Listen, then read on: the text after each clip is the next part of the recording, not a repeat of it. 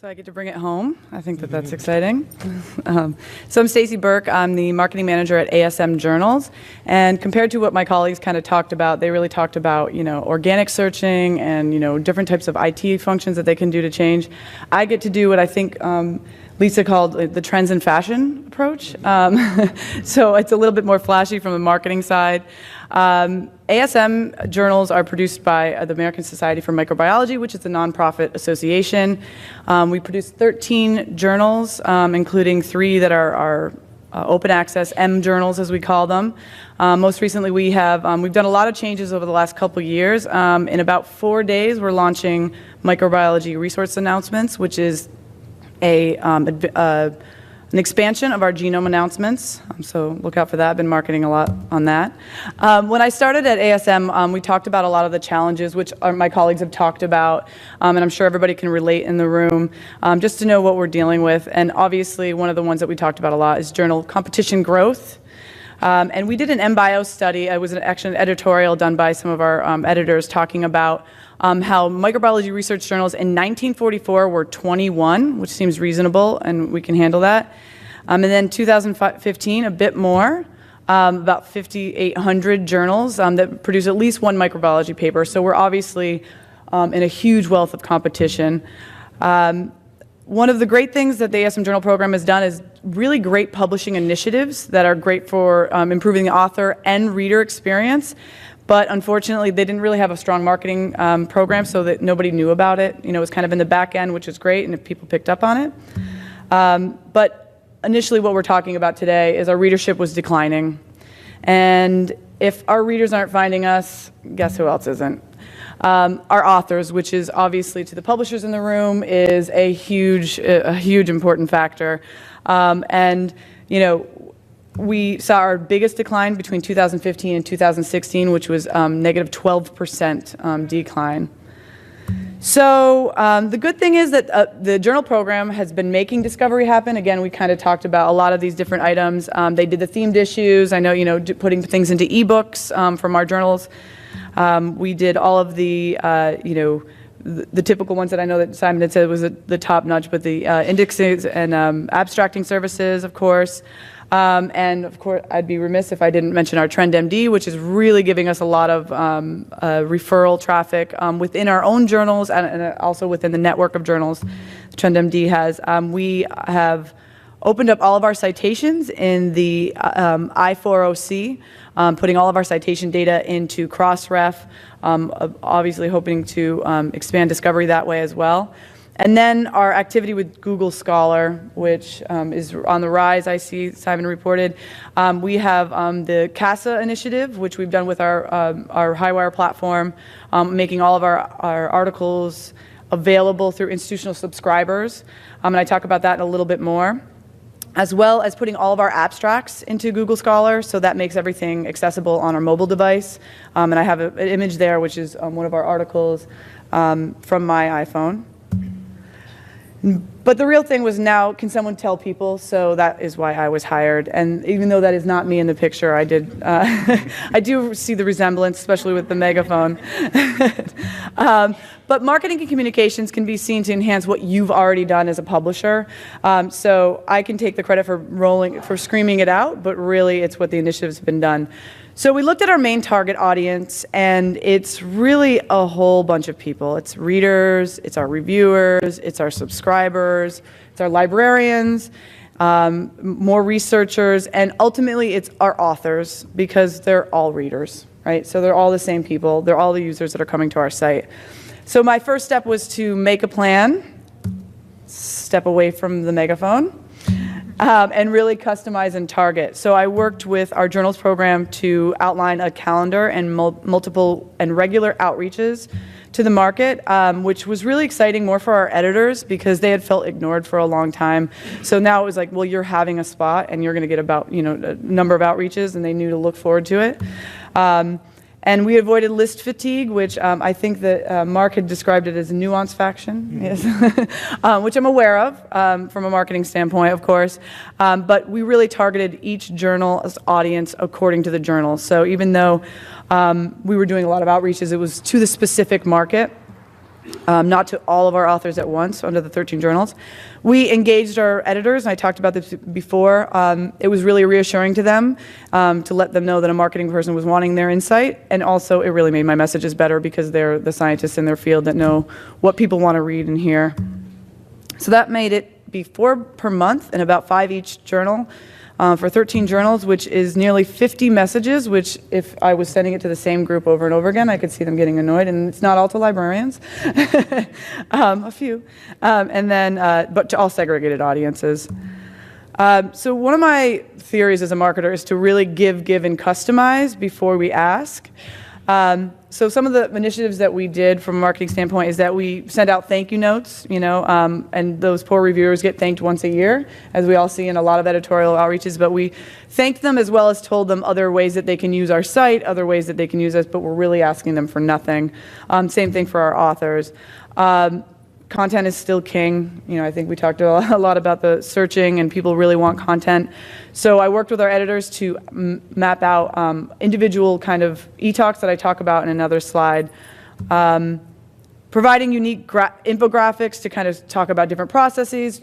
Mark had talked about videos. We do that with a few of our journals as well, having our editors create their own videos, and we're pushing those out as well. Although they haven't been as successful as what Mark talked about, so we'll catch up. And then just really regularly updating on the cool things our journals are doing and the association's doing. So I'm really fortunate that I come from an association that we are doing a lot of great things that progress the science beyond our content. So not just because Lisa is on this panel and Letty in a former world, but we really need to tell our librarians, because where do our largest bulk of users come from? Our institutions. So there are what I call our biggest cheerleaders. So we really, we do outreaches, and they're the same as users, right? They may not always want their account development newsletter, but when they do need it, they know that they're going to have it. So we provide that information for them. And one of the things that we did when I first came on board is we had a mini library advisory board meeting, and I had a section in there where we were talking about author services, and they really did like cartwheels about it, because our librarians are really growing in a function beyond just delivering content. People want to know how they can publish and what those best practices are, and so giving them those tips and tools was really helpful. Again, I talked about the CASA initiative that we've put all of our journals on, and we're really hoping that's going to drive usage. But it won't drive usage if our users don't know that they can have access off of the campus. So we've done numerous ways of reaching out to the librarian community to make sure our subscribers know that they can have it. And we used one of our librarians at George Washington. I was like, before I launched this and said, I know the Highwire reassured me it worked, but I wanted to make sure. So we had Ruth Bader from the head librarian at George Washington University check with a group of her students, which was really helpful. And then she's like, yeah, go ahead, use me in your promos. So that was also great from a marketing standpoint. And then you just tell everyone. And again, I think one of my nicknames is a fire hose, Melissa, if that's right. But I think I like to have a setting on it that's a little calmer. But some of these announcements do require just everybody knowing. So about 3 days ago, we formally announced that we are accepting all of our journals and any submissions in any format. And that's for every community to know about. Really our librarians should know that they should tell their researchers that they should submit, and it's really drummed it up. And the best part about this is that I tell once, and then people tell them, and so on and so on. So social media pretty much blew up within minutes after us pushing this out, and just users just saying how great this was, and other journals should do this. And actually, when we were about to launch this, I had read an article that John Sack had written about really how every publisher should do this, and it's not that hard. But I think if Melissa had to hear that, she knew it was very hard persuasion to talk to her editors about doing this. But we're finally, neutral free.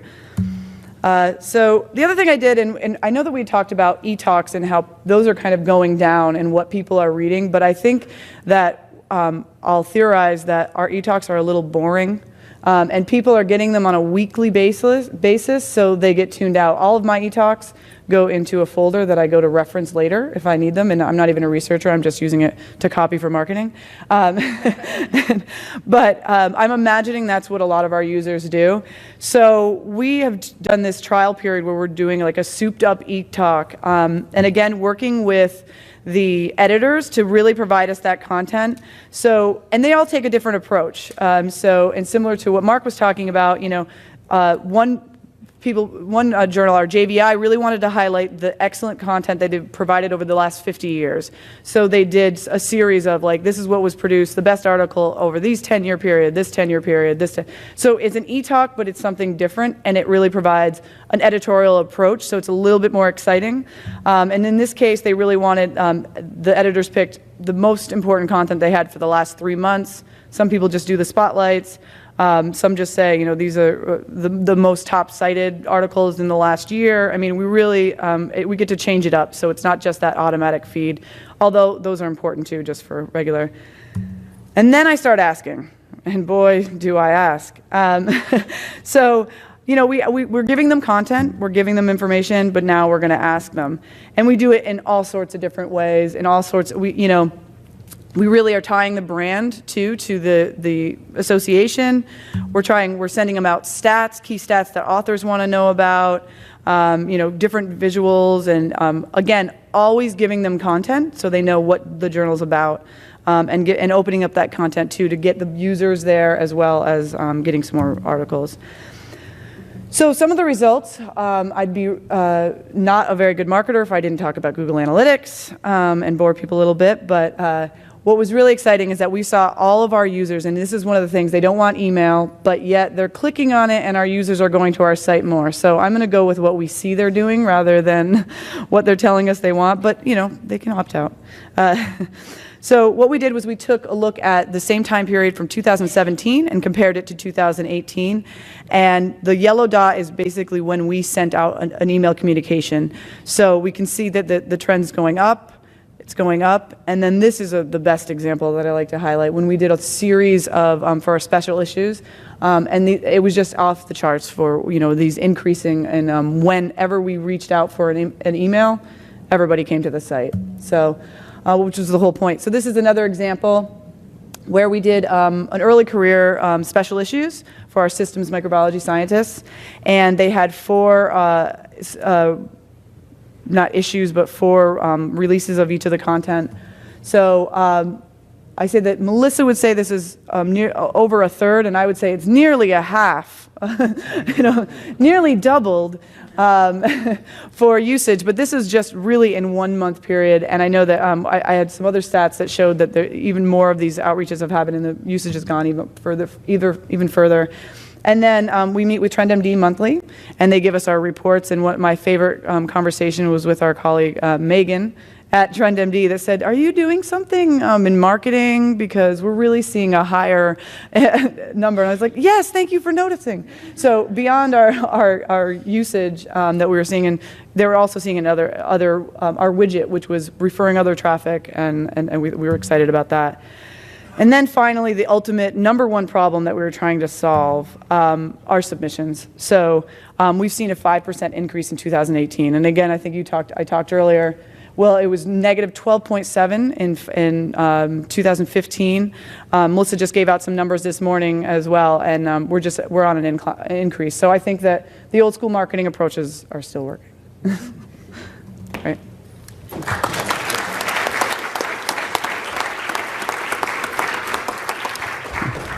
Thank you. So we do have time for questions. I know a lot of issues were raised here, so please, anybody that wants to ask a question of any of our panel members, please just raise your hand. I think we might have a microphone. Yeah, great. Yeah, there's one in the back here. And while you're getting a microphone, I'll just one thing that struck me, and I've been thinking about this since the wonderful keynote address on Friday night, Sophia Noble's discussion about bias in search engines. I think one thing that comes clear when you look at discovery, when you kind of peel back some of the layers, is that discovery is not a neutral thing. There's always an agenda in place. There's always a call it inherent bias, but there are ways that the structure or the approach to discovery actually alters what the results are, right? So A&I databases, dominant for many years, a structured search, taxonomy-driven. Search engines, relevance ranked in a very different way. And other types of exploration and discovery. Someone's always, sometimes implicitly or explicitly putting a finger on the scale. Our publishers definitely have a need to do that, and you heard some of the techniques that are done that way. But before I ask a question about that, anyway, just random thoughts there. I want to let our first questioner, yeah. Hi, I'm excuse me, Kristen Martin from University of Chicago Library, and I just wanted to mention we had an interesting experience recently with a publisher that performed what they termed an information audit on whether or not their publications were sufficiently integrated into our discovery landscape. I think as we've seen from this whole session, that the different ways that people can get to the content is quite complex, whether it's through library tools or A&I databases. And so through this audit, we were able to figure out that in our link resolver, we hadn't turned on proxy access, so we were blocking access off campus. We also discovered that Google Scholar had two different options for choosing link resolvers, one of which was not ours, as the University of Chicago actually frequently gets mixed up with the University of Illinois at Chicago and so forth, or even at Urbana. We kind of got a little, somewhere we had gotten mixed up, and so that was also misleading to users. So this was a really helpful partnership. From the library perspective, we're buying these things, we want to drive usage towards all of our resources, make sure that people are using them. From the publisher perspective, people are using the things, we're more likely to continue to want to subscribe to them, or they're going to be seen as important. And so this was really helpful, and it could be something that other publishers may want to look at with your library advisory board, just to take a look and figure out if there are areas where your content maybe isn't showing up the way that you think it should, either because libraries aren't configuring things properly, or a link resolver has got some sort of an error in it. There's a number of different places where that kind of problem can crop in. Yeah, I don't know if these are on, but right, there we go. Is it on? Oh. Yeah. Yeah? Okay. I'm actually glad that you mentioned that, because one of the things I didn't talk about is that, so we have two platforms, one for our journals and one for our books that actually gives access to 2 additional journals. So I did a series of set up your link resolvers to get access to these journals, which are in your subscription. That, the resounding outreach from librarians was I was like, oh, we'll get maybe a 20% open rate. And they had to do a lot of steps. They had to actually sign up for a new platform, as an admin, and then set up their link resolvers. And we had I think it was over, it was 70% of librarians were actually oh, I didn't know I could have access to this, and setting it up. And that's one of the things that we took away at our library advisory board, that people are it's not that we don't want, it's just we have a lot on our plate, so if we could just have some reminders, that'd be helpful. But can I just add, I'm so glad you brought that up. And in almost all the cases that when I've worked with publishers and you see catastrophically low use of a journal somewhere, it's almost always because it's been badly set up, or some small fault in an RDS in a library, or something's wrong with the link server settings or something like that. And publishers always have this tough choice. They can either, if they see very low usage from a library, they can either be quiet and pretend nothing's happening so the library doesn't notice and hope it gets renewed anyway, or they can actually engage with the library and say, can we work together to find out why? And obviously the right answer is the latter, so I'm very happy that whoever was doing that was going through that process, because it's something we've always recommended, and we've done it for years one way or another. You target the bottom one, the lowest 100 users, and work out why. I would just jump on that and just say that's a shameless plug here. Those audits are actually part of the services that I'm providing now to publishers. And so there can be sort of heuristic examinations of let's run some test searches. We can also, look at usage and interrogate that. Currency, is maybe the back file performing better than front, and it can be anything as simple as, a DOI feed was one line off, and the links aren't resolving for that reason, or, knowledge-based feeds or whatever it may be. So, yeah, it's a really important exercise, I think. Lisa, Rich Lampert, on one of your screenshots, in the lower right was a big, I assume, link saying something like link to a subject area expert. So a couple of things. Number one, what does that do? And number two, is that new or more prominent? And what's the effect on interactions between users and librarians as a result of that button? Sure. So I'm going to go ahead and call it back up just because maybe not everyone was, paying attention to that exact slide. So there's two places on this. There's actually three places on this screen that is encouraging the user to ask for help or to connect with expertise. So the first one, and you cannot see it at all, but basically in the very top suggestions box, in addition to saying, hey, there's actually 5 journals or databases that have this thing that you put in their title. So that's where we're like, hey, PsycInfo, you probably didn't want those articles about PsycInfo. Going down underneath there, I'll just say, we eventually get down to, there's one that says, need additional assistance? Ask a librarian. And we have an unusually successful Ask a Librarian chat service. We've had it for over 15 years. And in fact, if you go back to the virtual reference service literature, at the initial creation of these, every study was finding they were not successful, but then there would be a footnote. A notable outlier is, and one of the reasons, and I'm just going to say it because it's important here, is that we brought up our virtual reference service, our question and answer service, with parallel hours to our in-person service. So a lot of other libraries would experiment and have 2 hours of chat service against 70 hours of in-person service. We brought it up so that we had 70 hours of chat service at the same time we had in-person. So we've always had the notion that asking us virtually is equally legitimate. It's not a lesser way of getting help. So now over on the right-hand side, we are using, basically what happens is this user's search is mapped into, I think I can get this right, but you want to check Bill Michaud on this. It's mapped into what hits you would get in WorldCat. We then extract the subject headings and look at what the classification is, and then we have a map over to our subject librarians. So now it doesn't work for every subject area, let's be clear. And in this case, my topic is information literacy, and it's sending me to the education librarian, not to the library science librarian. So it's semi-precise. So that's coming up with her name in that top. What you're seeing down at the bottom that says connect with subject specialist is our ad box. So I just happened to do the screenshot when the ad that was showing was the connect with a subject specialist ad. There are other ads that will show up there, come to library events, we're having a fundraiser, and that we've only recently added, and so we don't have any analysis yet on the effectiveness of that box, and then also sort of what things we should be putting in that box.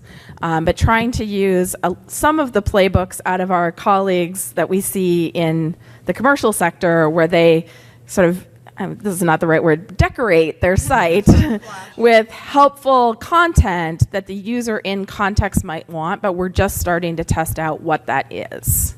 So that hasn't been, every other link on this page has been tested in 19,000 ways, but that particular box is new. I bet you could get some vendors to help test that. I bet you I know some space that would get rid of it. Are there any other questions? Yeah, right over here. Mary. Yeah. Simon, I was curious about your video, a little bit you talked about video. Do you know what sorts, because you talked about them being subject as being academic-related subject specific. What kinds of videos? Yeah, we were talking about academic scholarly video content. Yeah, so. What sorts of things? Yep. Well, yeah, okay, I take your point. Yeah, I know. To be honest, right now I do not recall exactly how that question was framed, but we will actually have that covered in detail because it's obviously important. But we'll report in the full report exactly what we asked, so we can judge how the responses were. We were quite careful again how it was framed, but I'd rather than just get it wrong now, which I'm bound to do. I'll just wait until I've looked in detail and commented on that in the full report.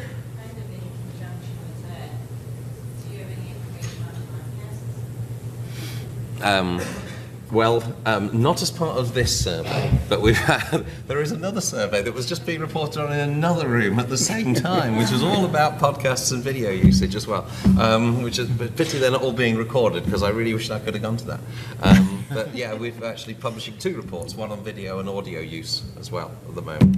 But podcasts, I do happen to know that podcasts are a really powerful growing medium. And actually just coming back on some of the points that were made here earlier, the podcast in the role of as a digest in discovery is really interesting, I think. I've come across a number of podcasts which are being used by the editors-in-chief are commenting perhaps just on their own journal, but more often, more broadly on the literature and saying, what is of interest across the literature this week, which of course is an enormous time saver, and therefore people love them. I mean, we were talking to the American Heart Association, who have 100,000 subscribers to their Circulation podcast, which does exactly that on a weekly basis, which I think is astonishing. But as a digest and therefore as a discovery route, it's also going to be very, very useful. Yeah, and we participated in that as well. So I wish I could be in that session too. But the ASM does a lot of podcasts, and even though I think our traffic isn't as high as what they're saying, but what we talk about is that it's the exact audience we want. It's exactly the audience, and we reference a lot of our journal articles, and we have like a week in review in microbiology, and they talk about external articles as well. So it's, not completely unbiased, but it is topical for it, and we have a microbiologist that does that on a week. We have a Meet the Microbiologist. We're doing a lot, and it was actually, we hired this guy, Ray, that came in, and he was a podcast specialist, and it just really replaced most of our video. We have some video, but it's a whole new medium that we're using, and I think a lot of people will be using as well. Are there any other questions from the audience? Okay. I really would like to ask you to thank our panel. I want to thank them personally. But this is a great discussion. And thank you also for staying throughout, and enjoy your lunch.